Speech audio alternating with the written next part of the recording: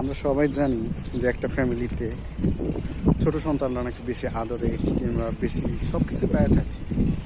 তা আসলেও কি এটা কি সত্যি? কখনোই সত্যি না। কারণ কেন জানেন? এটা একটা ভুল কথা। সবসময় আমরা শুনে আসতেছি। ভুল কথা এই কারণেই, কারণ ছোটরা সবসময় আদরে থাকে, এটা সবাই জানে। হ্যাঁ আছে, ঠিক আছে, তার পরবর্তীতে কি বড়রা যে আদর যত্ন কিংবা ভালোবাসা কিংবা সব কিছু পায় যেটা থাকে, সেটা ছোটরা কখনো পায় না। কারণ বড়রা কেন পায়? তারা তো বড়, তারা কেন পাবে? অবশ্যই পাবে, কারণ তারা তো জন্ম থেকে এত বড় হয়ে আসে না। তারা যখন হয় তখন তারা ছোট হয়েই আসে। তখন একটা ফ্যামিলিতে যখন বড় একটা ছেলে প্রথম জন্ম নেয়, তখন তার আদর ভালোবাসা যত্ন সব কিছুই মনে করেন যে অফুরন্ত থাকে, কোনো কিছুতে কমতি থাকে না। তো এই ক্ষেত্রেই বলা যায় যে ছোট সন্তানরা বড় সন্তানরাই সবসময় আদর থাকে।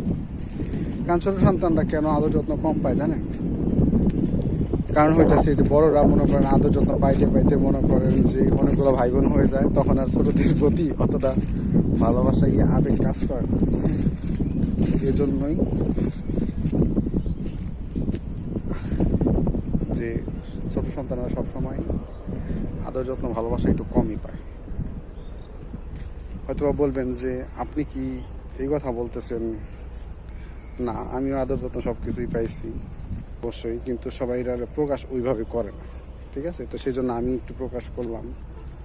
যাক, কারো যদি এর প্রতি কোনো অন্য কোনো মতবাদ থাকে তো অবশ্যই জানাবেন।